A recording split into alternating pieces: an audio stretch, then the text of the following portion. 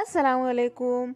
बिरयानी, हलीम, दम का गोश्त, दम का चिकन, मटन खुरमा, ऐसे कई रेसिपीज हैं जहाँ पे फ्राइड अनियंस की बहुत ज़्यादा ज़रूरत होती है। मेरे बहुत से सब्सक्राइबर्स ने कहा कि मैं उन्हें फ्राइड अनियंस किस तरह बनाते हैं सिखा दूं, क्योंकि मेरे जो फ्राइड अनियंस होते हैं उनका कलर बहुत अच्छा आता है और क्रिस्पी भी, इसीलिए मैं ये सिखा रही हूँ आज। फ्राइड अनियंस यानी तली हुई प्याज बनाने के लिए सबसे पहले हमें चाहिए 4 अनियंस यानी 4 प्याज मीडियम साइज के ले लें। इसको कट करके इसका स्किन निकाल देते हैं। सबसे पहले इस साइड से निकाल दें। पहले इन्हें निकालने के बाद इस तरह से 2 पीसेस में कट कर लें। कट करके इसका जो स्किन है इसे निकाल दें। देखिए इस तरह से।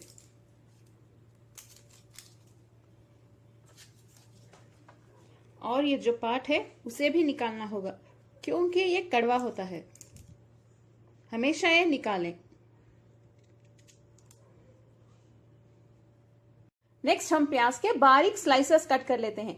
इसके लिए या तो आप चाकू का इस्तेमाल कर सकते हैं या एक स्लाइसर की मदद से भी इसके स्लाइसेस कट कर सकते हैं। मैं अक्सर स्लाइसर का यूज करती हूँ, क्योंकि उससे बहुत ही ज्यादा इजी हो जाता है और स्लाइसेस बारीक भी कट होते हैं। देखिए इस तरह से।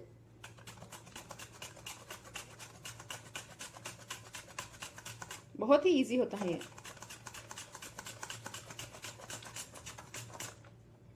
देख सकते हैं कितने बारीक हो गए हैं। इस तरह से प्याज के स्लाइसेस अच्छे से कट करने के बाद इसका जो नेक्स्ट स्टेप है वो है, इसे हम थोड़ा सा इस तरह से क्रश कर लेते हैं। इस तरह से करने से जब हम प्याज को फ्राई करेंगे अच्छे खिले खिले बनेंगे फ्राइड अनियंस। देखिए एक दूसरे से अलग हो रहे हैं, इसीलिए इस तरह से करना होगा। देखिए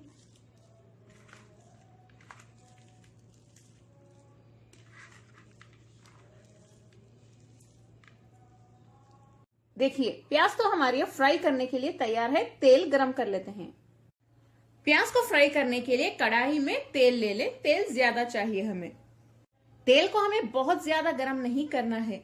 अगर आप बहुत ज्यादा गरम करेंगे तो तेल स्पिटर हो सकता है। चेक कर लेते हैं। बस इतना काफी है। इसमें प्याज डाल दें। प्याज डाल के हाई फ्लेम पे इन्हें फ्राई करते रहिए। बीच बीच में इस तरह से स्पून भी हिलाते रहिए, तभी ये परफेक्टली फ्राई होंगे, वरना एक साइड जल जाएंगे और एक साइड कच्चे रह जाएंगे। थोड़ा टाइम ज्यादा लगेगा। इनका कलर गोल्डन ब्राउन होने तक और क्रिस्पी होने तक हम इन्हें ऐसे ही फ्राई करते रहेंगे।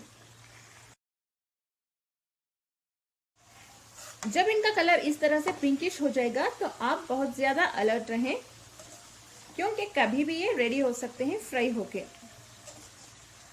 इस वक्त आप यहां से हिलिए मत, वरना प्याज जल जाएगी। जैसे ही इनका कलर लाइट गोल्डन ब्राउन हो जाएगा हम इन्हें निकाल देंगे, क्योंकि निकालने के बाद भी ये थोड़ा सा पकते हैं, क्योंकि इनका टेम्परेचर बहुत हाई होता है।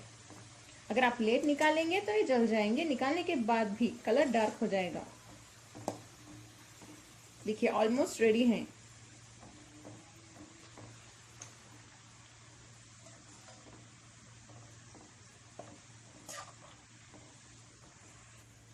देखिए बस इतना कलर काफी है। हम इन्हें निकाल लेते हैं।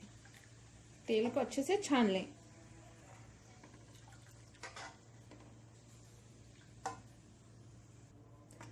फ्लेम को बंद करके ही इस तरह से इन्हें निकालें, वरना ये जो बाकी प्याज के पीसेस हैं ये जल सकते हैं।